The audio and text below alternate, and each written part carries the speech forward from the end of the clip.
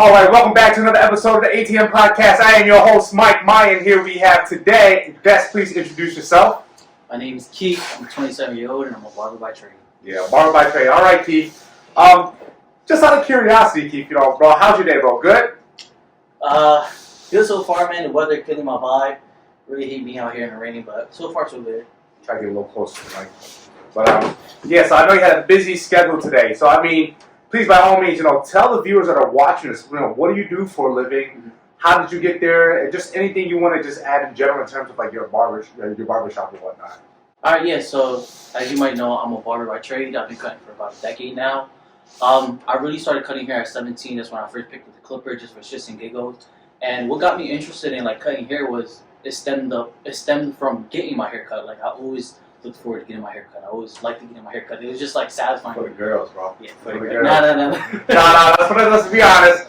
Listen, if I'm getting my hair cut, and it's going to be fresh, it's either for a family event, or any kind of event, or I'm going on a date and go see some shorty. Hey man, if you really care about yourself and you do want to take care of yourself, I feel like a haircut is where to start off. You know what I mean? Oh, that's true. But yeah, I agree. Yeah, but so I first picked it up at around 17, just for shits and giggle. I didn't really take it too serious. I really took it serious around 21. That's when I found out I was like getting good at it. I was cutting out my garage, and I got an opportunity to cut at a barbershop. And working in a barbershop, I feel like it was a good experience. From there, I transitioned to my own studio, so I could provide more of a luxury feel and my type of atmosphere. Because to be honest, when you're at a barbershop, whatever the vibe is there, that's what you got to go with. They love talking about sports. They love talking about drama, gossip, whatever it is. That's kind of the flow you got to go with. And not saying that I didn't like the barbershop atmosphere, I just wanted to bring a different type of atmosphere of my own. So when you come to my barbershop, that's me. You know what I mean? And I like to attract what I put out. You know what I mean? So yeah, now I'm in the I'm in the studio cutting full time, and yeah, that's what I do. Okay. So just out of curiosity, Keith, like, what was the moment, the pivotal moment, the moment where you're like, yo, I want to cut hair for the rest of my life? Like, what was that moment for you? So in the past decade that I was cutting hair, I did a lot of things. Like, a lot of people know me as jack of all trades. Now, I work labor jobs, corporate jobs, somewhat of an entrepreneur, help my family with my business stuff. And it always came back to barbering. But before I went to barbering, I wanted to, do everything before I did that. So that way I knew it was my passion. So I did a lot of things. So around 21, I was going through some stuff, and I felt like, every time I cut hair, it's like that's my break from the world. Like I enjoy doing this. It's my passion. So recently, I worked at a corporate job, and it just wasn't for me. I gave it a try. I liked it. It just wasn't for me, and I decided, just recently, a couple months ago, this is my passion. I'm gonna cut hair for the rest of my life.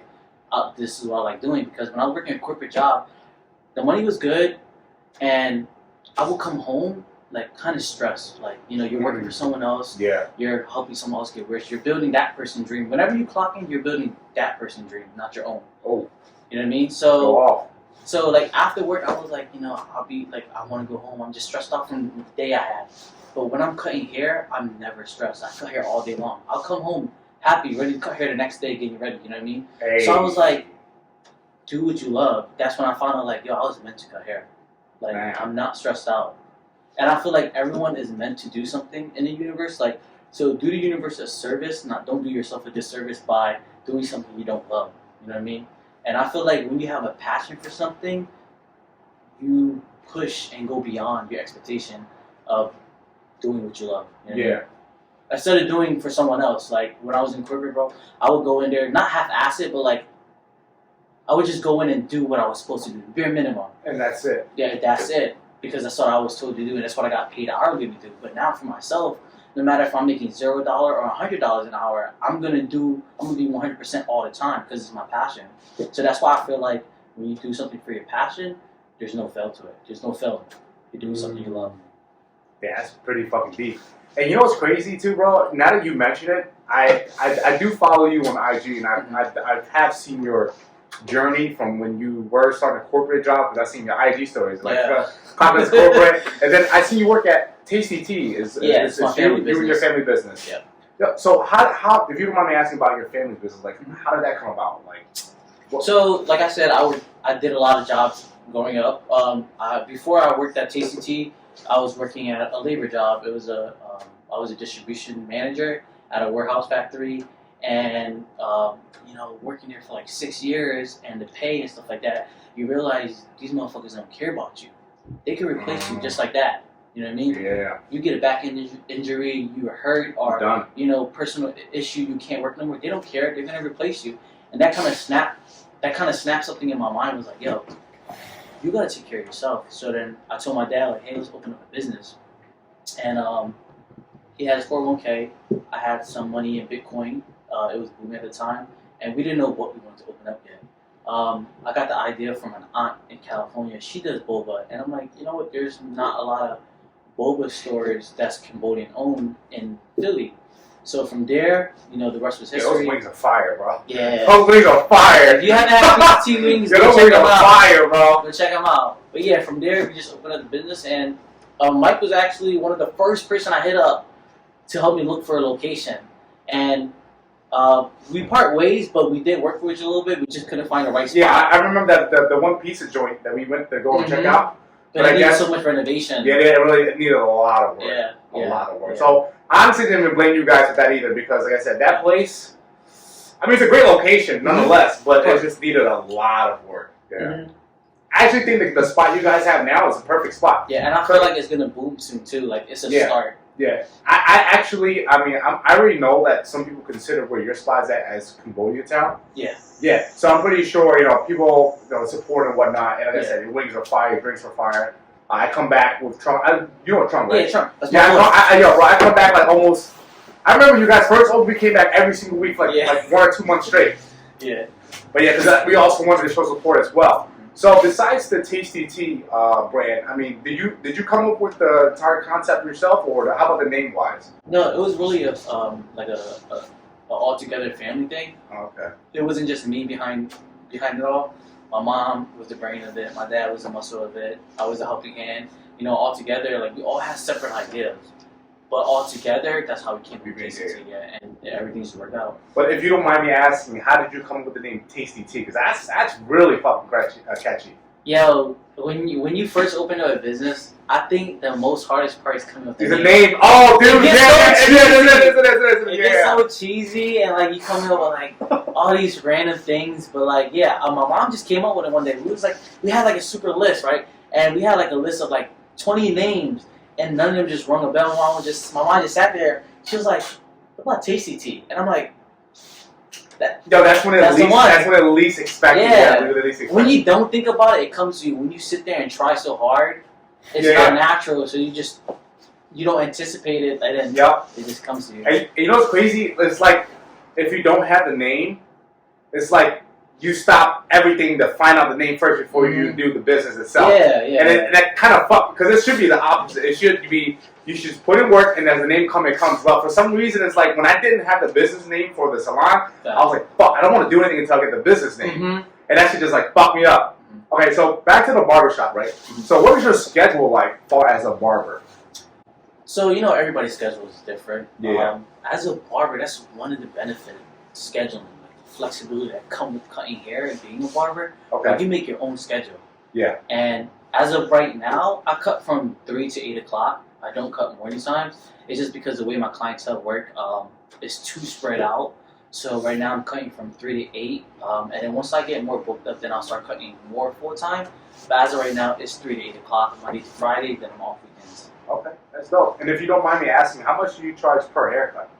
So without a beard is $40. With beard is $45, and then sometimes I just do a beard trim or shape up, but those prices vary. Gotcha. But the average price is about $45 to $50. $50. Okay, and if I may also ask, right? So in the beginning, when you're first starting out as a barber, right?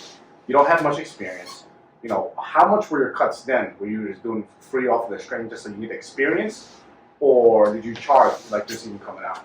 Oh yeah. So when I first started, right, I was cutting for free. I was cutting for free for like a whole 2 to 3 months. I'm like, yo, build your clientele, get the experience. Because the reality of it, no one wants to go to a person that doesn't know how to cut hair. there's not a lot of people out there that will let you cut their hair and F it up. You know what I mean? Exactly, yeah. So Yo, shout outs to everyone that was in my garage letting me butcher their hair. Because without them I wouldn't be here today. So yeah, so I was cutting for free for like the first 3 months, and that's when I was like, okay, I'm good now. I know what I'm doing. Let's charge $10. $10 then haircut. $15, then $20. $20 I was cutting for a while. And then that's when I went to the barber shop. I was cutting for like $25 a cut. And then after that, when I transitioned to my studio, that's when I started charging about like $35 to $40, and now I'm charging about $40 to $50. $40, $50. Okay, yeah. Because me personally, I feel like, you know, in order to be an expert, you have to put X amount of time into any profession that you do. That's everything. And a lot of people, they expect to come into a certain business and to make money right away. Mm-hmm. But they fail to understand is that if you lack the experience in whatever profession you have, especially something that you love to do, it's like people won't take you seriously. It's like you gotta do, not that I want to do anything for free, but you have to charge us to the game, basically. Yeah. Basically. And that's what not a lot of people know. So this is also why I have this podcast, is to help educate people. If people are watching, let's just say someone that's watching, you know, they want to become a barber. That's why I introduce, you know, people like you as a barber, as someone that's been in the barber field for about 10 years, or a decade, 10 years, to, you know, give game on people to know how do you become a barber. Yeah, of course. So besides your scheduling, right? So I mean, how do you balance your work life and your business life? Like, yeah, work. So like I said, well, barbering is really flexible. You make up your own schedule. Of course, you want to be professional with it. You don't want to half-ass it. You don't want to just cut one day, not cut one day, cut one day. So I don't like to say I rather have my lifestyle revolve around my barbering instead of my barbering revolve around my lifestyle. When you do that, you're having people not consistently come to you. So if I have something important to do, then I could like have some flexibility, like, oh, I'll cancel this cut. I mean, not cancel this cut, I'll close this booking to go do what I have to do. But really? Yeah, so like, say Friday's coming up and I have a dentist appointment or something coming up, I can close like half of my day off to go take care of what I have to do. Oh, okay, that's different. All right. Yeah. The way I interpreted what you just said was, if I want to go out and party, I go party and I'll say fuck the business. No, that's what I thought you were saying. If it's like health, like dentistry, or if like you need to go to a doctor's appointment, or you need to take care of your family, that comes first. Yeah, me, I'm more of a priority person. If you know me, I don't party. Like I'm really a homebody. I don't leave the house at all if I don't have to. Yeah. Like the only time I'm not cutting hair is to take care of myself, because what comes along with money is your health. You can't enjoy money if you're not healthy. You know what I mean? So if it's not about my health, like going to the gym or going to a doctor's appointment, or just taking care of myself, it's not going to come before my barbershop, you know what I mean? Agreed. So, at the end of the day, I'm always going to cut first. If something come up that's regarding my health, like a doctor appointment or something, then that's where I'll, like, you know, free up my schedule a little bit. But other than that, is, you know, money. No, I totally... Yeah. Okay, now I agree with that, because, like I said, some people want to open business, and they expect the business to, like, in their first year, but it's the complete opposite of that. Yeah. Okay, so besides your work-life balance, right, I mean, what are some of your major priorities, especially when you feel like you're burnt out? Like, what helps keep you going in this business? Like, that's a good question. You know how you said when you're burnt out? I feel like when you have a passion for something, you're never burnt out because you love what you're doing. So there's never a time where I feel like, bro, I need a break from cutting because I like what I'm doing. But, I mean, for other barbers, I feel like usually... if you feel like you're burnt out, usually, like I said, you can just take a break, take less cuts. You can control your schedule. Like some people do cut back to back, and some barbers can't handle that. You know what I mean? It can be stressful. You know, standing there. The worst part about cutting hair, really, if you have to hold a gun to my head and be like, "Hey, what do you hate about cutting?" It's just standing. Other than that, I love cutting hair. I think standing is the hardest part about cutting hair. Oh, okay. Other than standing all day, it's not that hard. Like if you love what you do, it's gonna be easy. But like. Some barbers, if you need a break, you can give yourself a break. You know what I mean? Okay. There's really, I mean, for me to stay consistent, I like to have a really strict schedule where if you give yourself too much freedom, that's when you start lacking off. You know what I mean? True that. Yeah. And some people get the concept like, oh, I'm a barber, I can do whatever I want with my schedule. But it doesn't mean go do whatever you want with your schedule. You know what I mean? Yeah. So I have a strict schedule. I have times where I go to the gym. You know what I mean? I try to stay cordial and like a uniform with my schedule. So it's a routine. If you build a routine, you get used to it, and everything just it flows. True. Yeah, I totally agree with that. I mean, because like I deal with, I wouldn't say I deal with burnouts often, but basically similar to what you're saying. Like if you truly enjoy something, right, it's your passion, whether it be entrepreneurship, whether it be cutting people's hair, it's like I don't think you could truly be burnt out. You might be tired, Right. exhausted at the moment, but instantaneously, whatever day comes afterwards, you should feel, you're ready to go and take on life, or whatever it is that you want to do. And that's where coming unified and being Discipline coming in. Get your sleep. Yeah. Get your gym workout in. Get your, take care of yourself. So that way, what you're doing for a living doesn't burn you out. Keys. Here we go. Take care of yourself. Take care of yourself. Yeah, and I also advocate for that as well. So like I said earlier to you, the point of the podcast today is to definitely educate the viewer, especially for me personally. I feel like the youth is, they have a major impact on the future, right? They do. So the thing is, I personally feel like a lot of the youth is misguided and misled. So I want to ask you these two questions that I asked you earlier. So if you could go back in time, right, and talk to your teenage self and give yourself one piece of advice, what would that advice be? That's a good question. If I could go back in time and tell my teenage self one piece of advice. It could be at any age group, like 13, 14, 15, all the way to 19.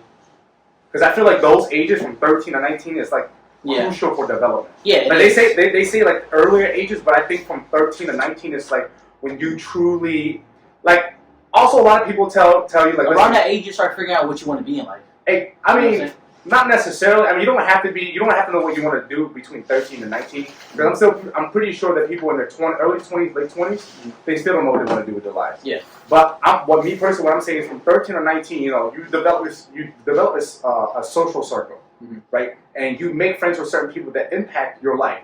And sometimes when you're in that environment, you can't really think you really can't really think for yourself because a lot of the younger people nowadays, they feel like their friends, their peers, their family have a big impact on who they are as a person. Yeah. But I want to tell people, listen, be you, follow your heart. Whatever you want to do in life, you just do it. Don't wait for no validation. Don't wait for no one's opinions. If you feel like you wholeheartedly want to do something, you should go do it. Right. No one else's opinion should matter. Like for example, you found out that you wanted, after doing so many years in the corporate field, after cutting hair for so long, you knew that barber was for you. It wasn't anyone's opinion, but it was solely yours because you chose that you want to do it. Right. But I feel like in today's generation, especially the younger kids between 13 and 19, what they want to do is heavily impacted on other people's opinion and their validation. Right. So when I ask my guests this question, in terms of like, if you can go back in time and tell your teenage self one piece of advice, I would like for you to, as you are right now, go back and talk to your teenage self at one point or whatever age that you struggle with validation, or just basically give yourself an opinion, or not an advice in general. So one thing that I would tell my younger self is, take your time. Don't worry too much. As a kid, I know everybody's different, but as a kid, I kind of grew up a little bit fast with some personal issue I had with my family. I always had so much responsibility as being the oldest child. I didn't get to enjoy my life, my childhood. You know what I mean? It's sad to say, but I really didn't get to enjoy my childhood as much as I wanted to. So if I could go back, I would tell myself, hey, slow down a little bit. Knock some of that responsibility off. You don't have to put all that on your plate. Be a kid. And I think nowadays, kids don't get to be kids. They Here don't. you go. They Here really you go. don't. Yeah. And that's crucial to your adulthood. Like if you don't get to do something as a child, it will stem to your adulthood and it will take effect on you. Damn.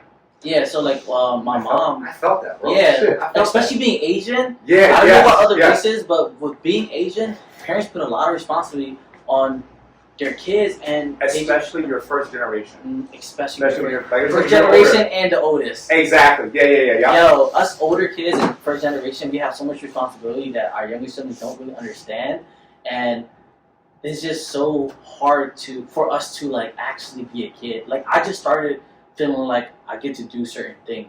I didn't sleep over at my cousin's house until I was 18. People was having sleepovers when they were younger, and my parents were so strict on me that I felt I don't hate it. I feel like it molded me to the person I am today. I just wish I got to enjoy my childhood a little bit more than what I didn't. No. But yeah, everyone out there, as a kid, be a kid. It's okay to be a kid. You don't have to grow up so fast. You know, smoking weed, drinking, going out to party. You know, when you get older, when you're kids, you want to hurry up and be older to go. You know, do adult things. But when you get older, you wish you were younger. Yeah, it's funny. When you're younger, you wish you was hurry. You want to hurry up and be older. But when you're older, you wish you was younger again. Yeah, and it blows my mind too. Now that I think back, when I remember when I was 17, turning 18, I'm like, I can't wait to be 21. Exactly. And then when you're 21, why was you rushing? And then you're 21. Oh, you go out to a club, you get your ID slapped on your forehead. I'm fucking 21. Let me in. And now you're like 27, 28, 29, 30. And I'm like, damn, where did the time go? Exactly. I wish I would have enjoyed being a kid just a little bit longer. I love that advice for you, bro. Oh shit, because like I said, sometimes you're just so caught up with what other people think too. Like I said, other people's opinions, validation from other people, that we tend to forget about ourselves. And like I said, I love your advice for that. That's pretty fun. That's really dope. And also, I should have done this earlier too. But like, do you have any like social media, any Instagram handle, Facebook? Just tell the viewers right now, like some of your if you have a link tree too, I'll post that as well. Yeah. So right now I just have Instagram. That's my main source of social media. It's checkmatestudio.nj, and that's where you go, do all your bookings, check out my haircut, my portfolio, and all that stuff. As of right now, it is just Instagram. Instagram, okay. And what you say you're open from 3 to 8 p.m. 3 to 8 p.m. Monday through Friday. Where's your studio located at? I'm actually located in West Deptford, New Jersey, like 10 minutes, 15 minutes from South Philly. Okay. All right. Is it like a number they can call you, or they just go directly to your Instagram? Yeah, you go directly to my Instagram. There's a booking app called Bookski. That's what I use for all my booking appointments. Super convenient. You download the app, you book your appointment, you need to cancel it, you need to reschedule it. It's all on there. If you need to contact me personally, there's a messaging app on there where it provides information on how to contact me and stuff like that. And the old-fashioned ways was you had to call the barbershop or call your barber like, hey, you got an appointment, you got a spot. Now you just do this all on your own. They'll show you my availability, and it's so much more convenient. Technology, bro. Technology. Okay. Technology. Yeah. All right. So now for the second question, right? So if you can go back in time, it could be any kind of event, whether it be positive or negative. What event would that be in your life, and would you go back to live it, or just try to change something about it? So I recently had something that impacted me, and it was my aunt passing. If I could go back, I would spend more time with her because she was really influential on what I am today. Other than my mom, she was like my second mom. Growing up, like I said, you know how you said you feel so judged or what you do. Like if you have a passion, you go do that, right? Yeah.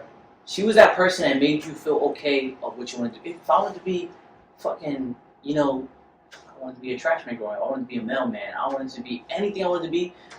She said, go do that. Don't care what nobody else say, but just make sure you're the best at it. So she didn't get to see what I could be now today. That's why I wanted to just, if I could go back and spend some more time with her, that would probably be one of the things. But other than that, a lot of my past events really molded me to who I am today, and I don't think I will go back to change anything. Wow. That's kind of like a typical response. The reason why I asked that too as well, because like I said with the viewers, is that I'm going to let people know that it's okay to reminisce the past. It is. There's nothing wrong with that. It is. And because it builds character. It builds character for sure, 100%. But a lot of time, we live in a lot of regret. And people don't seem to understand that that's not also as healthy as well. Because like if you regret a lot of stuff in life, what happens is like you're just going to continue to put yourself in this hole, and it's going to be hard. I'm not trying to speak as like I'm some kind of like guru or anything like that, but it's just from experience. You're spitting facts. Yeah. So like from experience wise, and like I had to let go of a lot of stuff in my life in order to be the person that I am today. Because honestly, between 13 and 19, I was someone that heavily relied on my friends' opinions, validation, and just anything that had to do with them in general. Like I always focused on what they wanted and not what I wanted. So I feel like from 13 to 19, or a huge chunk of that time, I spent most of my life trying to win people over, and I lost myself in the process. Yep. So the purpose of the second question was to let people give insight that hey, listen, like it's okay with regretting, but it's also not okay. Like you just have to live in the moment and then be you, and then try to create something out of that. Learn your lesson and try to be a better person for whoever or for whatever it is that you want to do in life. And you said, Keith, you grew up first generation. You're the oldest. And do you have any brothers and sisters? I do. I have 2 other brothers and 1 sister. 2. Okay. My brother is 22, my sister is 18, and my youngest brother is 13. Okay, so just out of curiosity, how did your mom and dad treat you? That's no one ever asked me that. I just want to know. I want to compare our experiences as the surprisingly, my siblings might hate me for this, but I'm probably the favorite. Your favorite? Because I do everything. Oh, child's favorite. I take care of my parents. They love me. Yeah, that's dope. That's dope. Yeah. So like, now they love us equally, but but they say that. Yeah. They say that. So they say that. Yeah. Yeah. Like if you would have, like if your mom held a gun. I mean, no. If someone held a gun to your mom's face, and Keith, it's Keith. Yeah. No. And then he was like, "Yo, you gotta kill your favorite. You gotta kill your favorite." And she can't lie either. So you say you're gone. Yeah. Oh shit, that's fucked, bro. That's very interesting. So I'm very so part of me might get really personal with you, right? Because I feel like not a lot of people have a safe space to be personable or be personal. So I want to ask you, like, in your walk through life, growing up as a first generation Asian, like, what are some struggles that you face throughout life? If you don't mind me asking, whether it could be anything too, school. I think one of my biggest issues growing up, and I'm not scared to say this, was being bullied. Bullied? Oh yeah. I was bullied growing up to 8th grade. I started putting some muscle on me. You know what I mean? Yo, man's about 315, guys. I'm 5'6". I was easy to bully. You know what I mean? Yeah. I couldn't go this way, so I started going this way. I started getting big. But yeah, I feel like a lot of people that came to America, like my mom too, they all went through it. They like bullied. Like when you come, like they see you as foreigners. I mean, what do people come over here with? An alien card. Yeah. It's called alien. They look at us like foreigner. So they don't want us here. When we first came here, they didn't want us here. So I was easily bullied. They looked at me differently. I was small. But growing up, I was always bullied. That was one of the issues I felt like a lot of people... Shit, you want to know? I was bullied too, bro. Exactly. Shit. Yeah. Oh, shit, now you don't worry about it. Yeah. Don't worry about it. Yeah, yeah, a lot of people... You went through it too. Bro, shit, man. I remember do you know Thomas Moore School before it was Mastery Charter? Yeah. So, yeah. Bro, man, I was literally probably out of like 5 Asian kids, I was only Vietnamese, only light skinned, and everybody else is Cambodian. And you're Cambodian, right? Yeah. And for some reason, I was always picked on because I was light skinned. They always thought I was Chinese. It's something that stands out. Something about people that stands out where people feel like they have to go pick on them, and I think it's really an insecurity thing. It is. 100%. It's an insecurity thing, or something that's going on at home that kids take out on other kids. You know what I mean? I mean, that can be too, or what happens is they see a bunch of their friends and they want to show off.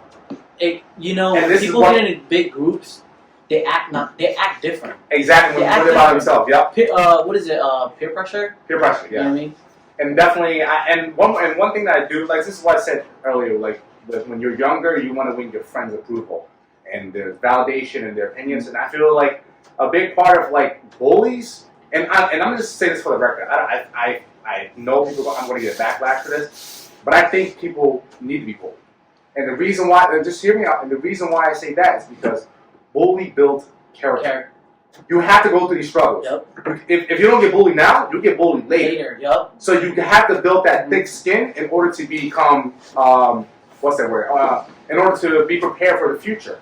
Because if you don't get bullied in middle school, you go to high school, you don't know how to take it when you get older. Exactly. You know, these kids, they have these school shooters and shit like that. I'm pretty sure they didn't, but and also at the same time, there is, to a certain extent, of how much of being bullied you can take. Because, like, when you do push people over the edge, it breaks them. You gotta be careful. And these you don't know what some people are going through. Exactly. Yeah. So also, please be careful. If you're a bully, you watching, you better please be careful about who you bully. What Lil Wayne say? Bullies ain't bully proof. Yeah.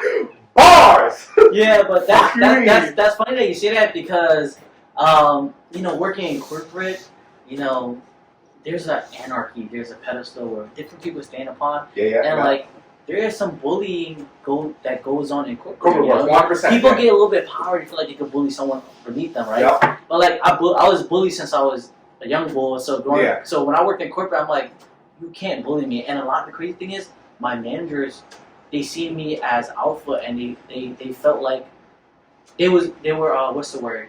They were You know why? Because man intimidated by me. Yeah, and you know why? Because he posted an IG story from back in 315. Yep. He said, "Fuck me." Yep. Like, if it's like what you say is like, I don't want my kid to grow up like sweet or soft. Exactly. Yeah. And I feel like being bullied a little bit, or you know, you get into the first fight, or she gets into the first fight. You know, it breaks it puts them like. It breaks them in, you know what I mean? It does. Like you said, when you get older, they never dealt with that. They're gonna have a mental breakdown. Exactly. She called me ugly at work, and now you're at home crying to your husband. I'm like, oh my god! I'm like, yo, what, babe? She called you ugly and you crying, or you need to grow up in South Philly. Yeah. You know what I mean? Being called ugly is a compliment. Yeah. Especially girls. Oh, you ugly. Like, girl, stop playing. Right. Yeah. Right. But yeah, so I mean, like I said, I may get backlash for this, but I truly believe that. Bullying builds character. Yeah, bullying does build character. And like I said, if you're not bullied at a young age, and the thing is, this is why you need to go to your friends and your family for like advice as well. Mm-hmm. But at the same time, it's like bullying for me wise, I think it should happen. Yeah, because everyone get bullied at some point. Everyone gets bullied at some point in life. Yeah. Even bullies get bullied.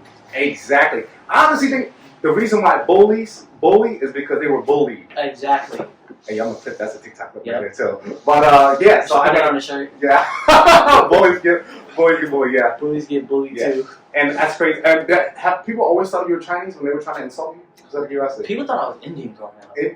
Because I can see that. I had the the coarse curly hair and mohawk. Yeah. And I was brown skin and I was little and I always spoke with an accent. I was super fob. So like it was like. Wait, you don't sound fob at all, right? Not now, but when I was younger, I was very fob, like super fob. Like people used to mock me. I used to hate it. Like I used to be like, "Can I go to the bathroom?" Can I go to the bathroom? I'm like, my god! I used to always get mocked and teased. But yeah, people thought I was like either Indian growing up, never got. And the thing is, like with a lot of Asian people growing up, no one knew our race. No one knew the difference between Chinese, Thai, Lao, Cambodian. So growing up, when they just assume you're Chinese, like, everyone you are is dark ass Chinese. You are dark ass Chinese. dark ass. They left you in the shadows for some reason. Thought you was a little ninja coming out. You feel me? Yeah. But yeah, so I just want to make sure that I fully know where you're. So you said first generation, Cambodian. So what did your mom beat you with? Anything she can get her hands on, man. Really? I think the craziest thing my mom hit me with was the knife. She hit me with I think it's called a bong dao, like this big chopping block knife. And my mom don't play. My mom don't play. So one time I was doing something, right? How you alive, bro? I don't know. That's crazy. I don't know. So she hit me with the side of the knife. The side of it, the flat part. She just smacked me. Oh. That's how she hit me. She smacked me with it, and then from that day, I knew, like, yo, do not play with my mom. You mean like the cleaver? The cleaver. Oh, the cleaver. Shit. Okay, I'm thinking like something else, but no, she wasn't a samurai. She was a, you know what I mean? Yeah, so she hit you with the flat side, the flat side. The flat. She hit me. Damn, that's crazy. She could have Whatever. cut you. What if she did one of these? And whoop. She could have. I mean, damn. I don't That's know. I should have called child services, but I know she loved me and she didn't mean it. But no, listen. Growing up, I deserved it. No, I can say the same. I told you every ass whooping that ever was given to me, I deserved it. 100%. 100%. Yeah, I even lied to try to get an ass whooping, and she knew I was lying. You got your ass whooped more. I got my ass whooped even more. I forgot. I was about to ask you something. Fuck shit. Oh damn! Like shit. Damn, I had that thought in my head. Brain fog. Bro, yeah. Because that Hennessy is hitting me hard right now, bro. Oh my god. Yeah, we did took a shot. There it is. Oh yeah, but like I said, also I say this in all my other YouTube podcast episodes. If you're not of age, don't drink. Don't drink and drive. Drive and drink. I'm 27. I just started drinking this year. Just started drinking this year? Like I said, I grew up with strict parents. Just started drinking this year. That's cap, bro. Swear to God. That's super cap. My first shot was 21. That's cat. From 20. I could have sworn I seen you at some house parties. Why does everyone say that? Yeah. Everyone always think I smoke. Everyone think I drink. They think I'm this type of person. I'm really not. I'm super homebody. Like I'm super That means homebody. shit. I'm homebody too, but I was out drinking. I've never been to a party. That's cat. I've never been to a house party That's super cat. until like 26, 27. That's That's why I said as a kid, like I didn't really get to be a kid or grow up. Like I was just always in a house or like have responsibility. I was scared to be a kid. I don't know what it was. Like I just felt like I had so much responsibility and so much to live up to as the oldest child that I didn't want to be the fuck up or the screw up or I didn't want to be a disappointment. And that's a lot of that. That's big in the Asian culture. Like it is. you don't want to be a disappointment to your parents. Like your parents. Yeah. If you're first generation, your parent came here from a culture of war. Yep. Some of them fled here. Some of them was what is it called? What is that word? There's a word for it. Sponsored here or some shit? Oh, sponsored. Okay. Yeah, like my parents were sponsored here and stuff like that. So when you come from that type of lifestyle, like your parents expect you to be on your shit. Like what they came from, bro. Living here is a piece of cake. So you cannot be a disappointment or fuck up. Nah, I still think it's cat. You've never been to a house party before. Swear to God, my first house party was probably last year, my cousin's house. I don't know why no one believes this. Nah, I swear. bro. I swear If you know the people I know, and I know the people you know, we have mutual friends. Me and Mike have a lot of mutual followers. yeah. So there's no way that every function I've been to, we all have Trump. Trump knows I'm a good kid. Regardless of that, still, you've been out. It's okay. It's okay. You're trying to sound like a good guy. It's all good. It's all good. Mike just wanted to throw me in a hole. He just wanted to feel bad for having this.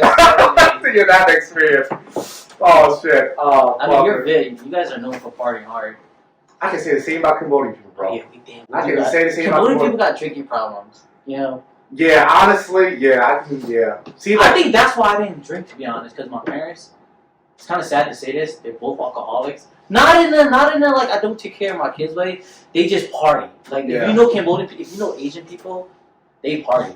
Yeah. They party hardy. Yeah, we know how to have fun. Yeah, we know how to have fun. Everybody that came around our family, they know our family is meant for partying. Okay, so how was your first drink at 21? Bro, so my first time drinking, I didn't understand when people were like, yo, it's gonna hit you. I was chasing shots with more shots. I got so effed up on my 21st birthday. Hey, yo. It's because I was lightweight. I was lightweight, but I was drinking a lot. And I was mixing clear and dark. God dang. Mixing clear and dark. You're at 21? 21. And Your after first drink? My first drink. And after that, I haven't drinking like 4 years. And then 26, that's when I became a drinker. Yeah, but my first time experience, it was fun. It was fun. I remember they was like, yo, it's gonna hit you, like you gotta be careful what you drink and stuff like that. Like it creep up on you. That's the way. My man was like, oh yeah, mixed drink creep up on you. I don't know what he's talking about. Playing blackjack, I'd get up and whoa. Whoa. And things you wanna reach for are farther than they are. Like I was going up the stairs, I'm like, damn, this is a fucking escalator? Like what the hell? I was tripping and I was talking so loud. I was talking loud. I was talking fast. Damn, it's an escalator? Yeah. Oh shit, bro. Your vision get impaired. You start slurring. Start texting your ex. God. No, I'm just kidding. I've been there. I've been there plenty of times. I never did. Fuck that dude that you love so. I was never on that Drake time. I was moved for it. Stop that. X are X for a reason. Really? Yeah. I think it's okay to be honest here, bro. I've had plenty Drake moments. I can admit to that. You never had a Drake moment? Never had a Drake moment in your life. If you leave me, you're long gone. I'm on to the next. I'm like what do they call it? A dragonfly. Dragonfly only fly forward. They don't fly backward. Is that true? That's true. Dragonfly. I gotta fact check that. I might have just made that up because it sounds good. It did sound good though, right? Yeah. I would find one on my background. I like that. On the spot though, that's crazy. Damn. Okay. Oh shit. Fuck, that's crazy. Well, bro, thank you for your time here. I appreciate it. But before we end the podcast, right? Mm-hmm. I mean, for people that's watching this, right? Leave a last piece of advice or anything in general that you would like to, speak to the audience Or how about people that's, anyone that's looking to get into the barbershop industry, just please leave them some kind of. So I think the reason why Mike brought me up here is to, shed some light on being a barber in the barber industry. And before I leave the podcast, I want to say that if you're looking to be a barber, really make sure it's your passion, because like I said, with everything you do, you don't want to hate what you're doing. And, once you get into barbering, perfect the craft. That's the first thing you should do, perfect the craft. The bare minimum is perfect the craft. And surprisingly not find out what barber you are. There are different types of barbers. There's your old-fashioned barber you cut in the shop all day long. There's content creative barbers, YouTube barbers, social media barbers, celebrity barbers, house call barbers. Find your niche. Find out what you're good at and stay with that. You know what I mean? You want to practice what you're good at. Like, if you're good at one specific cut, you can be that barber that just does one cut. I don't know if I'm butchering this. There's a saying that say, don't be afraid of the guy that knows 1,000 punch. Be afraid of the guy that knows one punch and practice it 1,000 times. Hey! You know what I mean? And so find out what type of barber you are, And one thing I would say is be very, very sanitized. A lot of people go to barbering school thinking it's going to teach you how to cut hair. 80% of barbering school is really sanitization, cross-contamination. Same with esthetician, cosmetology, all that stuff. Yep. People think like, I need to go to barber school to learn how to cut hair. No. You don't. After you finish barbering school, you really learn how to cut hair when you start cutting hair. Exactly. A lot of barbers are self-taught, but in the barbering school, they teach you cross-contamination, sanitization. That's all the stuff they really teach you. So take that stuff serious, because there's a lot of my clients come to me they went to previous barbers. They was like, yo, he gave me bumps. Yo, I'm irritated. My skin is, it has breakouts and stuff like that. Like, you can lose clientele if you don't put in the best effort. You don't want to half-ass it. Like, you don't want to pick a clipper like, oh, I'm good at cutting hair. That's all I'm good at. You got to be good at everything. Socializing, networking, cutting hair, making, as a barber, it's not just about cutting hair, it's providing an experience. You know what I mean? There we go. Yep. People sit in that chair to not only get a haircut, but to have an experience. Yep. You know what I mean? It's more than a haircut. Like, if you get a job, you have a job interview next week, what's one of the things you want to do? Look presentable. Exactly. What are some things you can look presentable? Getting a haircut. You know what I'm saying? Mm-hmm. Like, it started off with the littlest things. And, yeah. Oh, that's dope, bro. Well, then, like I said, thank you for your time, bro. I really appreciate the fact that you took some time out of your day in order to be here to sit here and talk about your experience as a barber. And guys, thank you so much for tuning into this episode. Please remember to like, comment, and subscribe. If you have any questions or want to book an appointment with Keith right here for his haircut, I will have all the social medias linked in the description below. I'll even have his social media somewhere up in this video. And please give him a follow, support him and whatnot. And if you're, like I said, if you're in the Philadelphia area, Jersey area, like I said, book with them. He'll take care of you. I've seen his cuts. They're fine. They're fine. Vice versa, man. Support my guy Mike. I appreciate him having me up here, sharing what I do for a living. And I see big things for him. I see big things for me. That's why we're networking. And yeah, just go support him. Go support me. And like, comment, subscribe. All right, bro. Thank you for your time. All right, have a great day, everyone. And tune in for the next episode.